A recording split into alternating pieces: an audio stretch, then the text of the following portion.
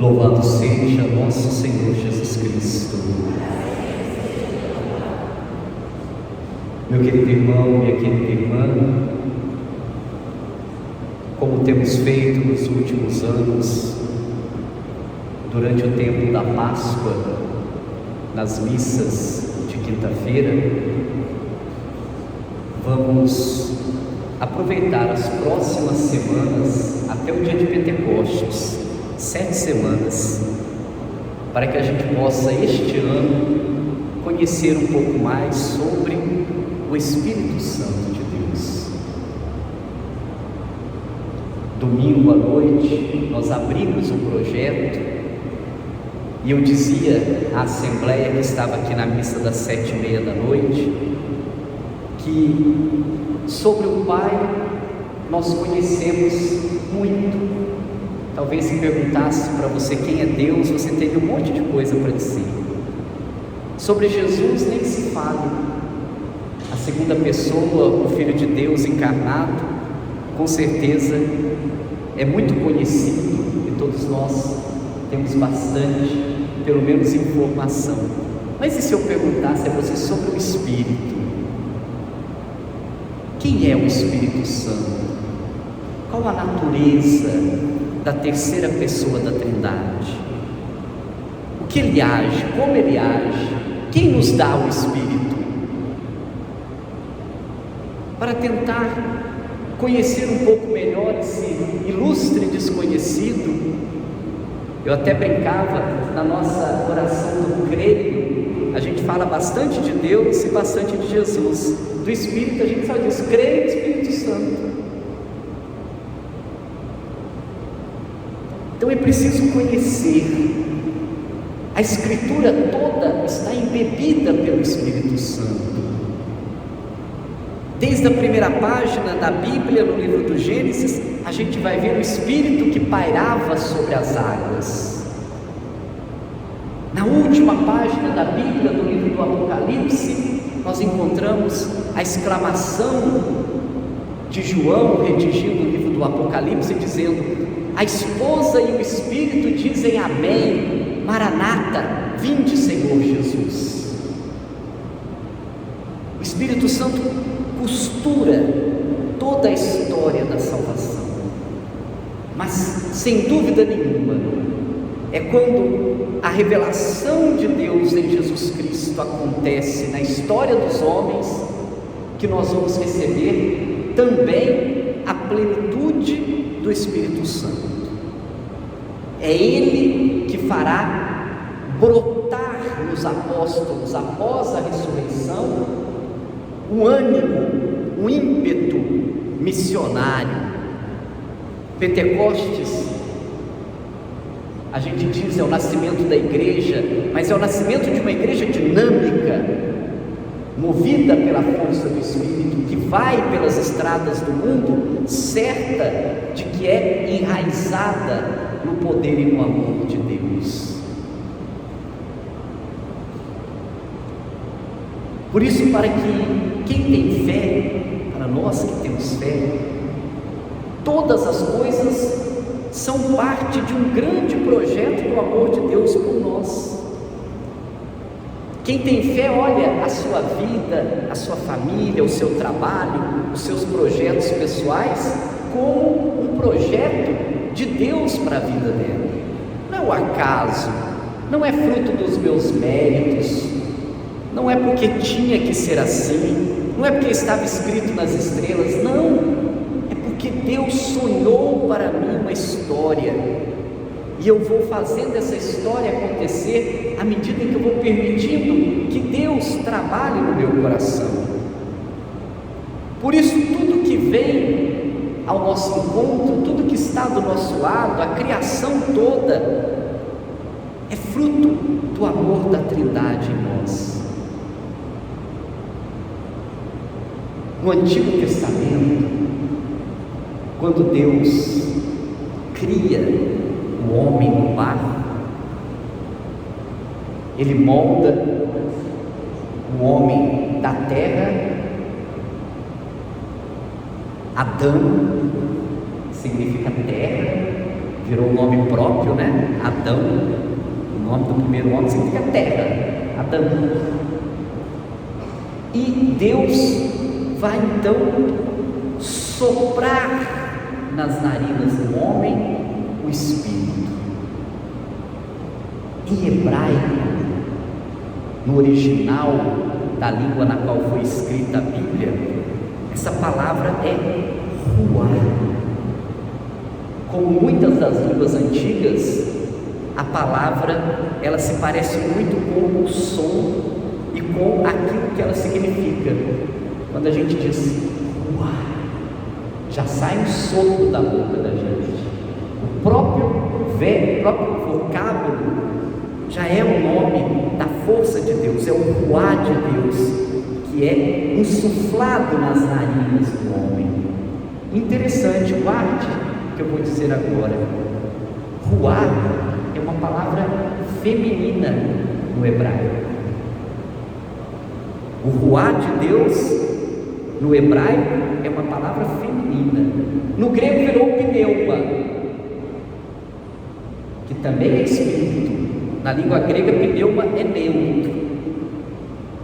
E no português virou espírito, masculinizou. A ruá de Deus foi traduzido pelo o Espírito de Deus. Isso vai fazer diferença daqui a pouquinho. Mas preste atenção que esse ruá de Deus, esse sopro de Deus, ele sofre, com o passar do tempo, não só uma interferência de tradução, mas ele sofre uma interferência de sentido quando a cultura grega toma conta e invade a cultura hebraica, judaica. Você sabe que Alexandre o Grande, quando ele domina o mundo conhecido, né? E entre as partes dominadas por Alexandre estava a Terra Santa, Israel. Alexandre não leva só o poder militar, Alexandre quer impor a cultura grega para o mundo. Alexandre o Grande acreditava que a cultura grega era a melhor cultura, então ele leva também essa imposição cultural, tanto que depois muitos textos da Bíblia vão passar a ser escritos em grego. A língua grega era, naquele tempo, que o inglês é para nós hoje. Era a língua da comunicação universal. E ao levar a cultura grega para dentro do mundo judaico, acontece uma cisão de sentido, muito mais do que de palavras. Porque para nós hoje, que bebemos e somos frutos de uma cultura grega, não judaica, quando eu falo espírito, imediatamente nós, na nossa mentalidade grega, separamos espírito de matéria, não é verdade? As coisas materiais e as coisas espirituais, as coisas da terra e as coisas do céu. E aí a gente faz essa dicotomia. Isso é grego. O grego é que tinha essa divisão filosófica nesse sentido entre matéria e espírito. Para o judeu não existe isso. Para o judeu, o espírito não está separado da matéria, ele é parte da matéria. Vou dar um exemplo que um dia um professor nos deu numa aula de moral, o professor padre Márcio Fabre, dando aula de teologia moral um dia, falando dessa diferença da concepção do espírito na mentalidade grega e hebraica. Ele diz o seguinte: um professor, para mostrar essa diferença, pegou um velho manual de teologia matrimonial e leu lá para os seus alunos. Nesse manual antigo, pré-vaticano possivelmente, estava lá: o casal, homem e mulher, se abstenha de ter relações sexuais no dia anterior em que ele for fazer a sua comunhão eucarística. Essa era a orientação que a igreja dava. Se você fosse comungar domingo, sábado à noite, nada de giripoca piada dentro de casa. Essa era a mentalidade, era a orientação. Você vai comungar, então você não tenha relações sexuais com seu esposo, com a sua esposa. E depois ele pegou uma carta de um jovem casal amigo dele, que ele tinha recebido, e dizia, não nessas palavras, estou parafraseando, dizendo assim: Padre Márcio, eu e o meu esposo nos casamos, estamos querendo muito ter um filho, e vamos planejar o nosso filho para que ele seja concebido às vésperas do dia de Pentecostes. Então nós estamos nos preparando para ter a nossa noite de casal no dia anterior de Pentecostes, que a gente quer, confia na graça de Deus, mas quer que ele seja concebido nesta noite para receber a bênçãos do Espírito Santo de Deus. Perceberam a diferença da mentalidade? Enquanto aquele velho manual separava as coisas da matéria e do espírito, se você vai aproximar de Deus, você não tenha relações sexuais. Aquele jovem casal, para se aproximar mais de Deus, planejou o seu encontro justamente na véspera de Pentecostes. Essa é a diferença da mentalidade grega que entrou na nossa cabeça, de uma mentalidade bíblica do Espírito. O Espírito não é oposto à matéria, o Espírito é o que dá vida à matéria. Quando nós morremos, morre todo o nosso ser. O Espírito é de Deus, ele não morre, ele não morre. E o que o Espírito cria? Eu fiz essa introdução para que a gente vá amarrando as coisas. Hoje nós marcamos de falar sobre o Espírito Santo e as criações, está no plural, porque o Espírito cria muitas coisas. Separei 4 coisas que o Espírito cria: a força de Deus inspirada em nós, soprada em nós, colocada dentro de nós. Sabe um gesto bonito? Eu vou lembrando de coisas aqui, mas Deus é Pai, vocês vieram ouvir, né? Então, sabe uma coisa bonita que às vezes passa despercebida? Quinta-feira Santa teve a missa da bênção dos olhos, não dos olhos, não, viu? Dos olhos, do crisma, do batismo, dos enfermos, lá na Catedral de Itabira. O óleo do crisma, que consagra e imprime em nós a maturidade do Espírito Santo. O que é o crisma? Tem gente que fala assim: Padre, eu quero casar, preciso crismar. Como se o crisma fosse não. O que é o crisma? Você que não é crismado ainda. O crisma é o momento da sua maturidade espiritual. É o momento que você fala: Senhor, eu quero ser seu, cristão, viver em nome do Pai, do Filho e do Espírito Santo definitivamente na minha vida. É o sacramento da maturidade. E na hora de consagrar o óleo do crisma, olha que gesto bonito, o bispo põe o bálsamo no óleo e sabe o que ele faz depois? Sopra, transmite com esse gesto do soprar a recordação do Espírito que está impondo, imprimindo vida naquele óleo. Não é um óleo bento, é um óleo consagrado pela força do Espírito. O bispo é o sucessor do apóstolo, o sucessor do Cristo.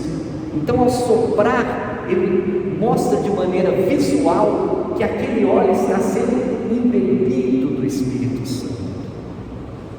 Por isso, esse Espírito, que é sopro de Deus, ele cria pelo menos 4 coisas.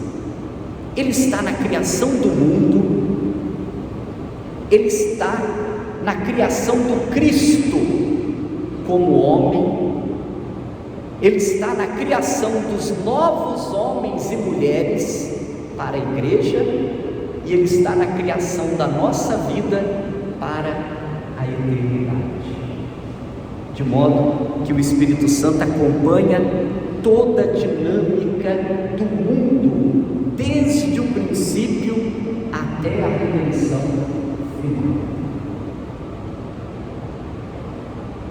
Quem cria o mundo? Quem criou o mundo? Se eu perguntar para vocês, quem criou o mundo? Deus. Você não vai falar assim? Quem criou o mundo? Deus. Sim, é Deus Pai que cria o mundo. Mas ao criar o mundo, Deus está pleno da sabedoria, e o livro da sabedoria nos diz isso. Ao criar o mundo, Deus estava pleno de sabedoria, pleno da presença do Filho, e Ele o faz na força do Espírito Santo. É como se Deus fosse um pintor. Toda comparação é muito complicada, mas é como se Deus fosse um artista diante de uma tela em branco, e Ele vai pintar uma obra-prima. E como um pintor de uma obra-prima, Deus intui primeiro o mais importante daquela tela. E Deus olha a tela da humanidade, porque Deus vê tudo do princípio ao fim, e Ele vê o mais importante de tudo: a encarnação, paixão, morte e ressurreição do seu Filho. É o centro da história. É o momento mais importante de tudo que nós vivemos e viveremos. E Deus então começa a sua pintura imprimindo a força do seu Filho, que irá redimir a humanidade no momento certo e na hora certa. Mas na tela do amor já está reservado, antevisto, a glória da redenção. Mas Deus olha que é preciso dar colorido àquela tela, e aí então entra a força do Espírito, com a sua sensibilidade vai dando vida, esplendor, vivacidade, cores, para que essa história, que tem como centro Jesus Cristo, ganhe vida, fique bonita. Na poesia bíblica da criação, Deus cria o mundo em 6 dias, não é verdade? Na poesia do livro do Gênesis, nós não somos tão ingênuos de achar que Deus criou o mundo em 6 dias. É óbvio que na criação de Deus, desde antes de qualquer coisa, chame isso de Big Bang, chame isso de começo, chame isso de grande explosão, ali o Espírito começou a agir e a constituir no caos toda a organização da vida. Há bilhões e bilhões de anos o Espírito Santo está trabalhando para que haja e houvesse o que nós temos hoje, constituindo essa tela do amor de Deus, entrelaçando formas, cores, vidas, criando harmonia, criando a beleza, o espetáculo das explosões, das estrelas, de tudo que a gente conhece, daquilo que a gente sequer vai conhecer, porque é muito maior do que a gente imagina. E o Espírito vai trabalhando com harmonia, com beleza, criando essa tela maravilhosa. Mas em determinado momento, o artista divino resolve pintar nessa tela algo absolutamente novo, e ele dá vida a um ser consciente, homem e mulher. E ao colocar na tela o homem e a mulher, Deus se arriscou demasiadamente, porque Deus pinta o homem e a mulher com total liberdade. E é essa liberdade que começou a rasurar a pintura do Senhor. O pecado começou a querer estragar essa pintura que Deus tinha sonhado e que estava sendo construída pela beleza do Espírito Santo. Mas o artista tem a tela nas mãos, o pincel nas mãos, é ele que comanda a tela.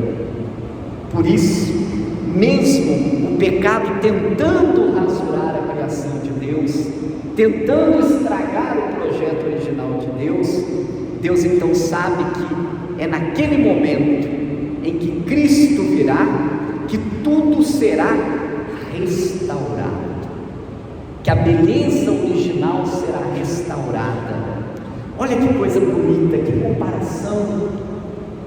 Assim como no começo do mundo o Espírito pairou sobre as águas e fecundou as águas para que tudo acontecesse, quando Deus percebe que a sua terra corre o risco de ser estragada pelo pecado e pela maldade humana, Ele de novo manda o Espírito Santo repousar sobre a pureza de uma nova água original. E naquela casa de Nazaré, o Espírito Santo vem sobre o ventre de Maria, e uma nova criação começa a acontecer. Uma nova história começa a ser gerada. A pintura original começa a ser resgatada pelo pincel criador de Deus, pela presença do Filho e pela ação do Espírito que fecunda Nossa Senhora. Não é à toa que Lucas pinta a anunciação do anjo de uma maneira tão bonita, dizendo: o Espírito virá sobre ti, ó Maria, a força do Espírito conceberá em você. É um novo começo, é uma nova vida, é a criação restaurada pelo Espírito Santo. Então nasce Jesus. Jesus que irá receber pela força de Deus e do Espírito o fôlego para a sua missão. Tudo em Jesus é inspirado pelo Espírito. No batismo, é o Espírito que leva Jesus ao deserto, é o Espírito que o protege da tentação, é o Espírito que faz com que ele diga na sinagoga de Nazaré: o Espírito está sobre mim e me mandou proclamar a boa nova aos doentes, aos fracos, aos feridos. É o Espírito que fala com Cristo no Apocalipse: eis que faço nova todas as coisas. Aquela pintura original e maravilhosa foi agora resgatada, restaurada.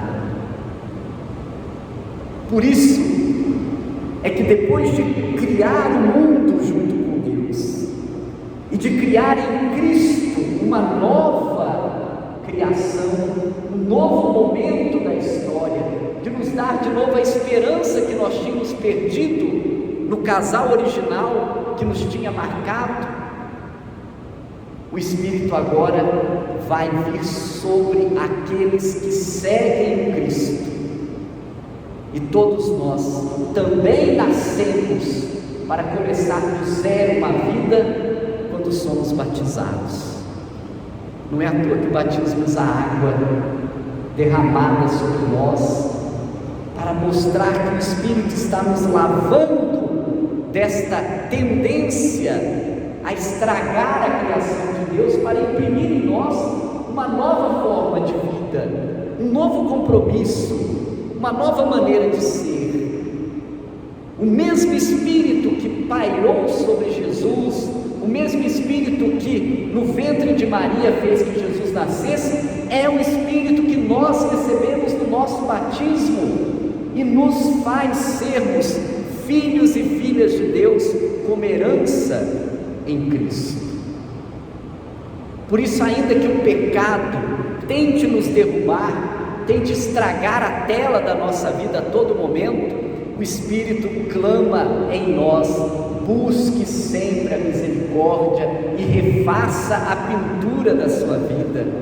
Busque o amor de Deus. O Espírito nos nos leva a isso, nos garante que Ele é capaz de restaurar a beleza daquilo que às vezes a gente insiste em estragar.